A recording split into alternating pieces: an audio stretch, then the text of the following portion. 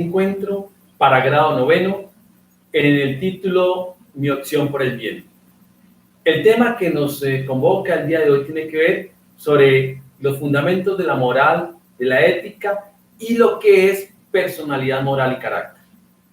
Bien, si vamos a hablar de moral, tenemos que empezar a definir el término que es moral. Viene del vocablo more o mos, que en algunos vocablos se traduce como norma, costumbre, y la parte de la ética viene del vocablo ethos, que quiere decir carácter o casa. Son como la etimología de las palabras. Pero vamos un poquito más allá. La moral es un conjunto de normas, de reglas y de costumbres que construyen las sociedades para convivir. Las leyes, por ejemplo, lo que tiene la Constitución, forman parte de la norma moral. Pero no solamente existen las leyes del Estado, existen las leyes también o normas de las religiones. Cada religión tiene un marco de normas morales que nosotros tenemos que seguir y que consideramos como correctas. Los católicos, los musulmanes, los budistas, todas las religiones del mundo tienen normas morales. Y también forma parte de todo este ámbito de la moral las costumbres que tengan las sociedades. Las sociedades pueden considerar algo como correcto o incorrecto también por su costumbre o por la manera de hacerlo. Eso es moral. ¿La moral puede cambiar? Sí. No es universal. Depende de cada sociedad, cada cultura, como dijimos. Un ejemplo claro. Hacia unos 300 años atrás, vamos a un ejemplo, la esclavitud era permitida en el mundo y se consideraba moral y existían leyes que decían cómo era el trato de los esclavos. Inclusive las religiones, en cierta manera, también acolitaban la existencia de la esclavitud. Hoy en día, año 2021, la esclavitud es algo inmoral, no es permitida en ningún marco jurídico en ningún país. ¿Se dan cuenta cómo la ley cambió? Otro ejemplo, el caso religioso. La religión islámica, los musulmanes pueden tener más de una esposa, 3 o 4 esposas las que ellos puedan sostener. Les permitió al hombre casarse con más de una mujer. Bien, acá en nuestras sociedades occidentales, particularmente en Colombia, el que tenga más de una esposa comete un delito que se llama bigamia y no es permitido, ni por la ley, ni por la conciencia, ni por las religiones.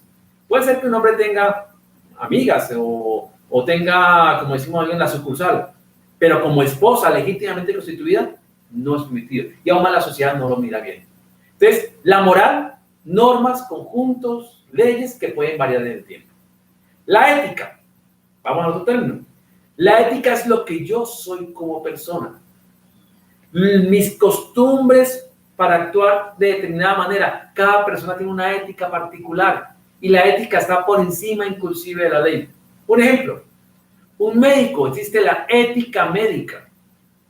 Un médico tiene el deber de proteger la vida independientemente si la persona que se encuentra en peligro es su amigo, su enemigo, tiene dinero, es blanco, es negro, mujer, hombre, no. Su ética dice la vida por encima de todo.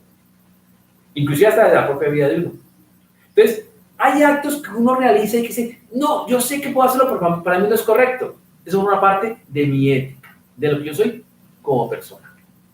Bien, ya hemos definido moral y el ámbito de la ética. Vamos a definir entonces ahora otro tema que nos interesa, personalidad moral. La personalidad moral, lo que yo soy, es mi carácter, lo que yo he construido de mi vida y mis maneras y mis costumbres. ¿Cómo se construye la personalidad moral? Con los actos que yo realizo cotidianamente. Si mis actos son correctos, los llamaremos virtudes.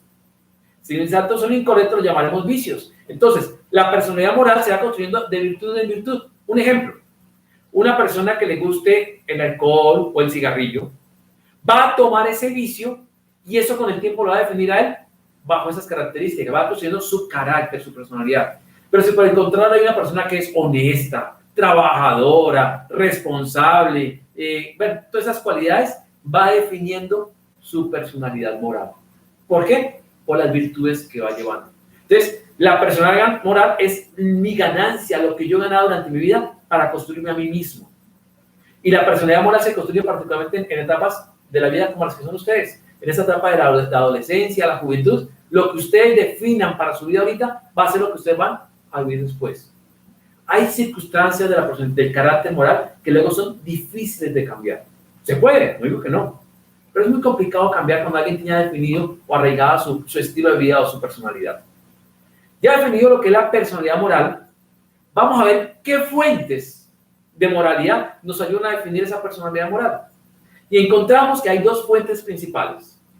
Uno, ya lo dijimos, la ley, lo que la ley dice. Y dos, muy importante, la conciencia. Entonces, la ley es lo que a mí me dice externamente qué debo hacer y qué no debo hacer. Es algo externo de mí. Lo pone el Estado. En el caso del colegio, la norma moral es el manual de convivencia, por ejemplo. ¿Sí? Es algo externo de mí. Pero la conciencia es interna. Y en mi conciencia, ¿qué está? La ley moral que Dios ha puesto en cada uno de nosotros. No necesito que exista una ley que me diga qué es lo bueno si mi conciencia sabe cómo obrar y de qué manera se hacer. Aún más, se dice que no se le puede obligar a actuar a alguien en contra de su conciencia. Un ejemplo, un soldado, alguien que por su religión se declara objetor de conciencia y evita ir a aparecer su militar porque su conciencia no le permite ir a matar a otra persona. Conciencia. Un médico, la ley permite en Colombia ejercer el aborto, pero si yo soy un médico que tengo ética y que defiendo la vida, digo, yo no puedo ejercer el aborto porque mi conciencia me impide hacer eso que la ley me está pidiendo. Entonces, a veces la conciencia entra en conflicto con la ley moral. En esos conflictos hay que definir qué prima, si la ley o la conciencia. En mi opinión, debería primar mi conciencia. Pero, ¿cuál es el grave problema? Que en muchas ocasiones la conciencia se va creando, se va formando y hemos deformado nuestra conciencia. Cuando hay una conciencia deformada, en muchas ocasiones podemos considerar como correcto lo que realmente no lo es. Vamos a un ejemplo. En algunas regiones de Colombia, los jóvenes nacen desde niños y ven que sus padres y su sociedad raspan hoja de coca, la cultura del narcotráfico, lo ven como algo correcto. O ven que el hombre es el ser machista que puede tener 4 y 5 mujeres y lo ven como correcto. Esa conciencia se ha venido deformando. Y él va a actuar y va a pensar que lo que hace es lo correcto. El caso de aquel hombre fanático religioso que cree que en nombre de Dios puede matar a aquel que no cree o piensa igual que él, porque desde niño le dijeron que los que pensaban distinto a él eran sus enemigos. ¿El problema fue la conciencia? No, el problema fue que esa conciencia se malformó y él actúa pensando que eso es correcto. Por el contrario, si mi conciencia es bien formada, la he educado, obra conforme a la voluntad de Dios, sé que en cualquier lugar del mundo, si yo veo que alguien está, por alguna manera, maltratando a una mujer, por ejemplo, mi conciencia me dice que debo defenderla. O si de repente yo veo que a alguien se le cayó un dinero y a mí desde pequeño me enseñaron la importancia de la honestidad, mi conciencia me dice, mire señora, esto es suyo. Y obré según mi conciencia, no según una ley. No hay ninguna ley que me impida tomar un billete que está en el piso, ¿no? ¿Cuál ley me lo impide? Pero mi conciencia sí me lo impide porque sé que existe un propietario de ese dinero. Entonces, eso es obrar según la conciencia. Como vemos, hay conflictos que a veces entramos y el objetivo de esta guía que ustedes van a desarrollar tiene que ver sobre eso, reflexionar sobre lo que es la moral, la conciencia. Particularmente van a tener que pensar sobre un par de ejemplos que nos muestren ese conflicto entre la conciencia y algunos escritos que tendrán que realizar sobre ello. Les pido el favor, no realicen copias de sus trabajos, es un trabajo individual, personal, no es complejo, simplemente es seguir las instrucciones.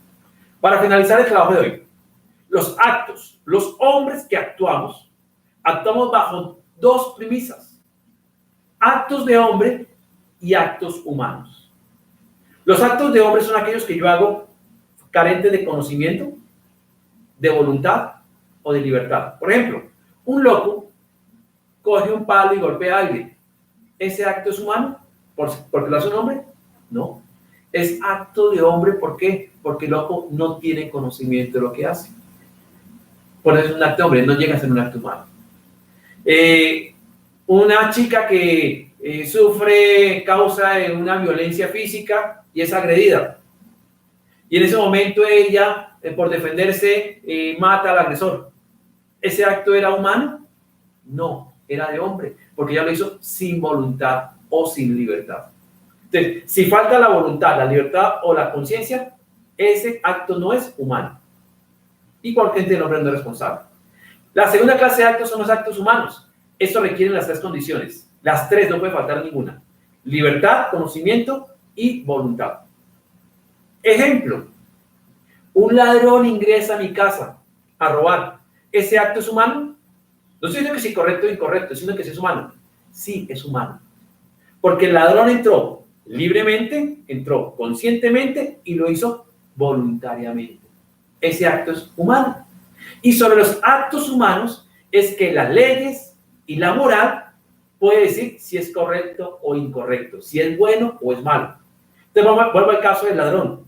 Ese acto que hizo el ladrón es humano, sí. Moral, no diré que no es moral, porque va en contra de la ley. ¿De cuál ley? De la ley civil externa y de la ley de mi conciencia. Entonces, es un acto humano, pero no moral. Vamos a otro caso, otro acto humano. El estudiante de grado 9 que va a realizar su guía conscientemente sin copiar a nadie. ¿Ese acto es humano? Sí, porque lo hizo libre, consciente y voluntariamente. ¿Es moral? Sí, porque está conforme a la norma y a lo que será estipulado. Ustedes se dan cuenta que existen actos humanos que pueden ser morales o no morales. Chicos, cualquier duda que tengan con respecto a esta guía, me la pueden realizar al correo profehernan.refra@gmail.com o por la línea de WhatsApp. El trabajo, preferiblemente, entréguenmelo por el correo, es mucho más fácil calificarlo, por el correo electrónico. Pero en caso de que no puedan, no se preocupen, envíenlo por Sinaí o por WhatsApp.